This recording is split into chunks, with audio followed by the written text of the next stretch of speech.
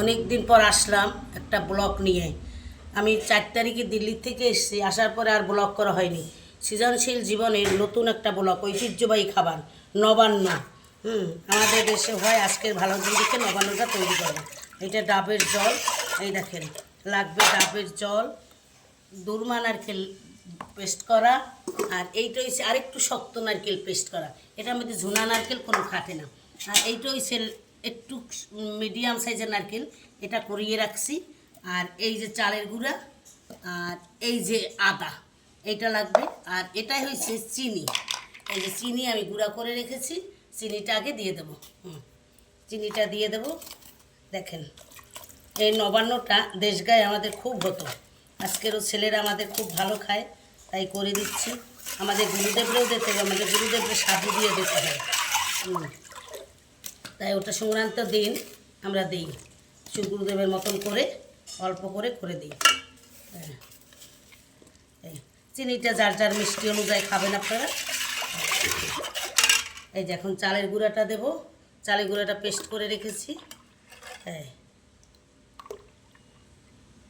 এই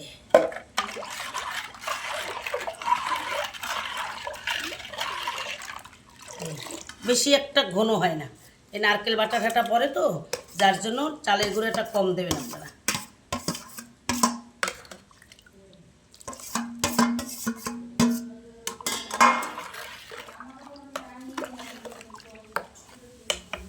এটা একটু হাত দিয়ে মাখতে হয়।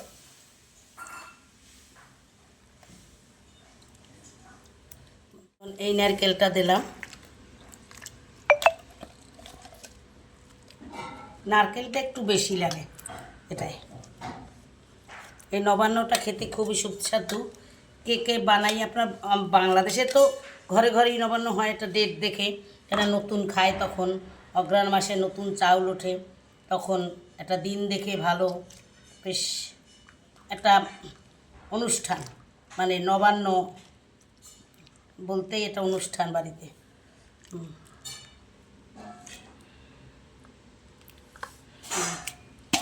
এই নারকেলটা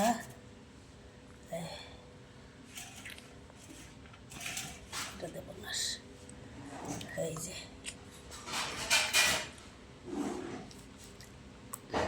আমার মা ঠাকুমারা দেখতাম করতো বেশ। আমাদের বাড়ি তো নবান্নের একটা পরব ছিল, এখনও আছে যারা ভালো খায় তারা করে ঘরে ঘরে।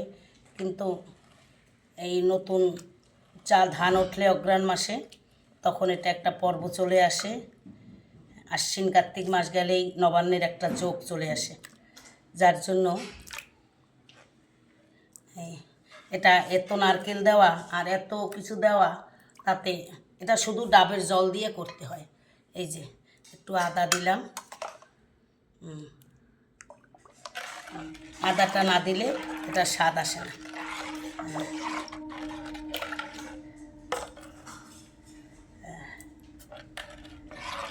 আপনারা কে কে বানাইয়ে খান আমাকে বলবেন। দেখেছেন খুব সহজভাবে, একটু চালের গুঁড়া, ডাবের জল, লেওয়া নারকেল, এটা ঝুনা নারকেল দিতে নেই। ঝুনা নারকেল দিলে ভালোও লাগে না।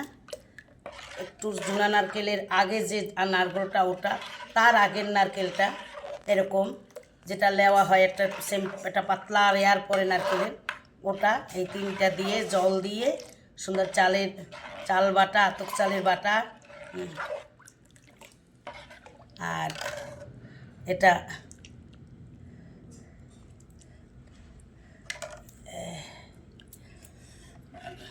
অনেক দিন পর দিল্লি গেছি, পরও আর ব্লগ ঠলগ করতে পারি নাই। আজকের এই ব্লগটা নিয়ে আসলাম। এখন পরপর কয়েকদিন দেব ব্লগে আসবো।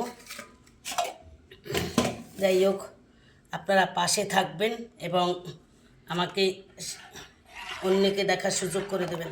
এই নবান্ন মাখাটা কোনো ব্যাপারই না। অনেকেই পছন্দ করে কিন্তু ঝামেলার জন্য করতে চায় না। এটা বেশি একটা ঘন হয় না, এরকম পাতলা রেয়ারেরই হয়।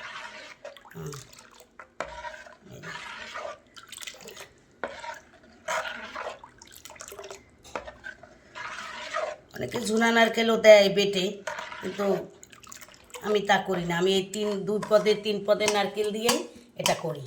এবং আবার গুরুদেবরেও করে দেই, সেটাও এরকম 2-3 পদের নারকেল দিয়ে করে দিই। হ্যাঁ, যাই হোক, এখন মিষ্টিটা কে কেমন খান সেরকম দেখে করে দেবেন। আচ্ছা, ছোট্ট ব্লগ নবান্নের আজকে দেখালাম, আপনারা সবাই দেখবেন, শেয়ার করবেন, এবং এখন পিঠাপুলির দিন, নবান্নের দিন, সবাই এটা বানিয়ে খাবেন। নমস্কার, রাখি তাইলে ছোট্ট ভিডিও।